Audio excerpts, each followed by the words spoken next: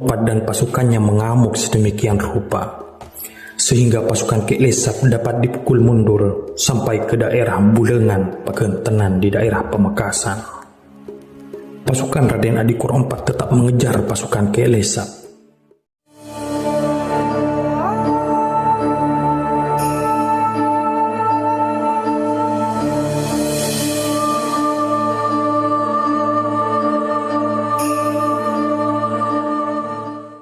Cerita ini berkisah tentang seseorang yang memiliki kesaktian di atas rata-rata.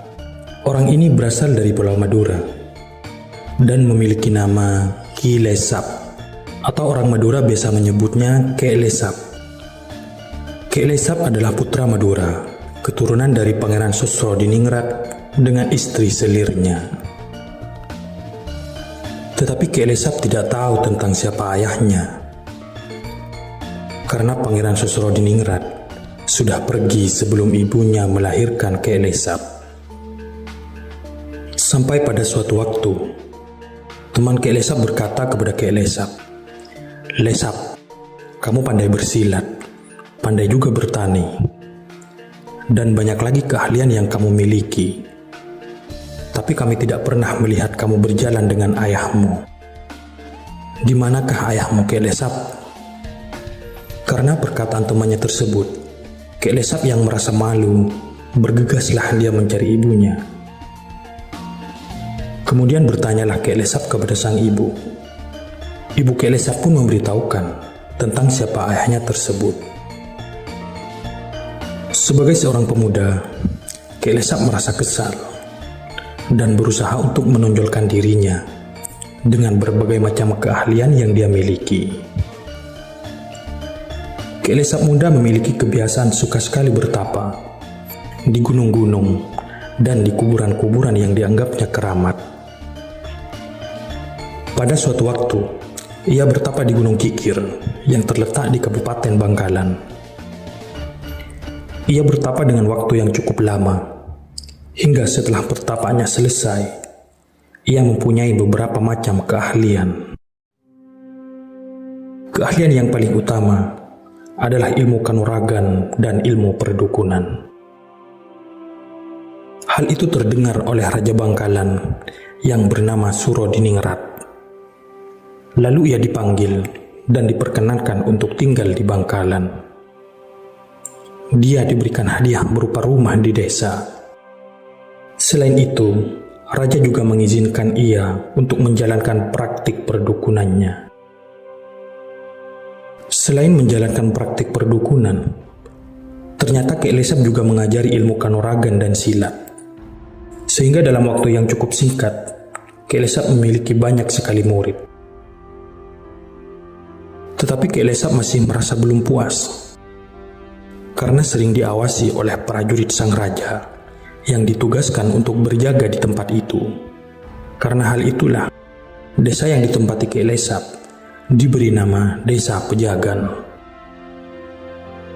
Sementara Kek Lesap sendiri mempunyai maksud yang tersembunyi. Dia sangat berambisi untuk memegang pemerintahan di seluruh Pulau Madura. Karena Kek Lesap sudah merasa tidak aman, dia bergegas meninggalkan kota Bangkalan dengan menuju ke arah timur, dan akhirnya sampailah ia di Gunung Pajudan yang terletak di desa Kuluk-Kuluk, Kabupaten Sumeneb. Dan di gua itulah ia mulai bertapa untuk beberapa tahun lamanya. Diceritakan juga bahwa Kek Lesap mempunyai sebuah golok yang dinamainya dengan Koti Cerangcang, yang dapat disuruh untuk mengamuk sendiri tanpa ada seorang pun yang memegangnya. Karena kesaktian-kesaktian yang dimilikinya, maka ia makin dikenal sampai seluruh pelosok Pulau Madura, dan semakin banyaklah pengikut dan murid dari Kek Lesap. Singkat cerita, Kek Lesap sudah merasa yakin pada dirinya dan pasukan yang ia miliki. Ia merasa sudah cukup mampu untuk mengobarkan api pemberontakan. Keahlian dan kemasyurannya banyak membawa simpati pada rakyat. Sehingga ketika ia turun dari pertapaannya di Gunung Pajudan, Dengan pasukan dan pengikutnya, ia dapat menaklukkan desa-desa yang ia datangi dengan sangat mudah. Dengan bantuan pengikutnya, pasukan Ki Lesap yang saat itu dikomandoi oleh panglima perang yang bernama Raden Buka mulai menyerang Keraton Sumenep. Pada tahun 1749 Masehi, pertempuran terjadi di Keraton Sumenep. Tak berselang lama, Keraton Sumenep dapat didudukinya. Kanjeng Pangeran Aryo Cokronegoro IV atau Raden Alza, Adipati Sumenep pada saat itu, merasa sudah tak ada harapan untuk menang. Ia pergi bersama keluarga dan sisa pasukannya ke Surabaya dan melaporkan pemberontakan itu kepada Kompeni Belanda. Setelah Keraton Sumenep dapat diduduki, Ki Lesap menempatkan Raden Buka sebagai adipati di Kerajaan Sumenep.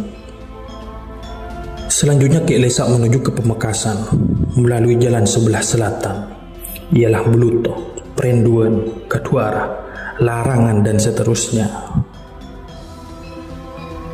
Dimanapun tempat yang ia lalui, dia selalu disambut oleh rakyat dengan penuh simpati. Rakyat banyak yang menggabungkan diri sebagai pasukan pemberontakan. Pamekasan dengan mudah pula dapat dikalahkan, karena pada waktu itu, Adipati Pamekasan, Tumenggung Aryo Adikoro IV atau Raden Ismail tidak ada di tempat. Karena Tumenggung Aryo Adikoro IV sedang bepergian ke Semarang. Raden Adikoro IV tak lain adalah menantu Cakradiningrat V yang saat itu bertahta di Bangkalan.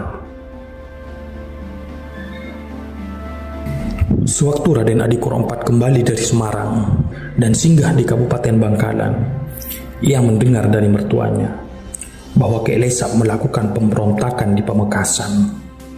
Setelah mendengar berita itu, Raden Adikoro IV meminta diri kepada mertuanya tersebut untuk berangkat berperang melawan Ki Lesap.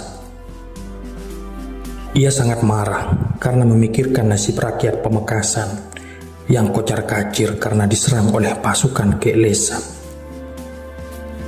Dengan diiringi pasukannya, Raden Adikoro IV berangkat ke Pamekasan. Di Kabupaten Sampang, ia berhenti sejenak untuk beristirahat.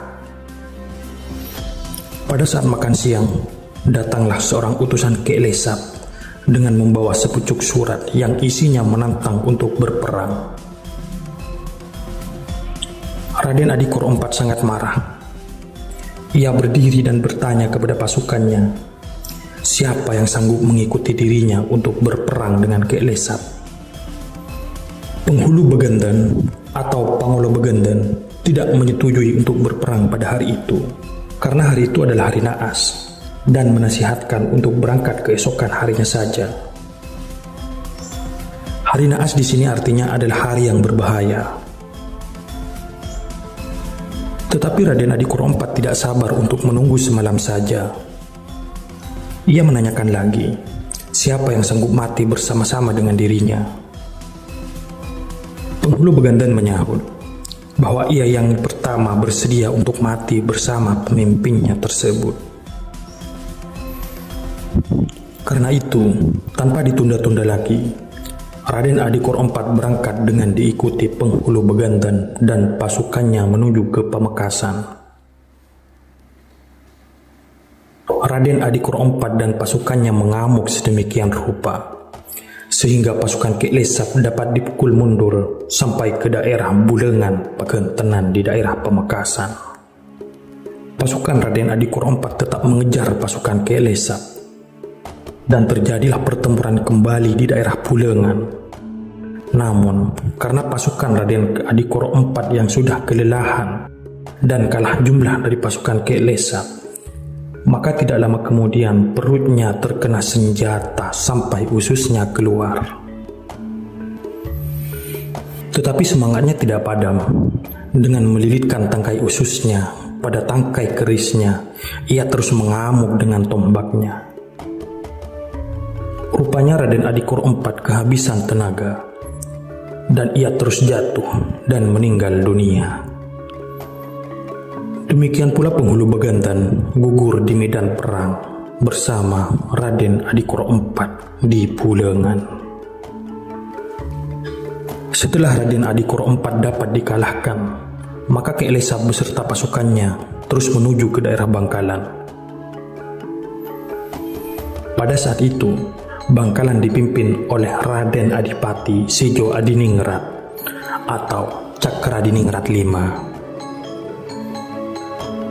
Singkat cerita, Ki Lesap pun tiba di Bangkalan dan terjadilah pertempuran yang sangat hebat. Sebab pasukan Cakradiningrat V melakukan perlawanan yang cukup hebat. Tetapi tidak lama kemudian, pasukan Bangkalan dapat dipukul mundur. Tidak berselang lama, pasukan Kompeni Belanda datang dari Surabaya untuk membantu pasukan Bangkalan.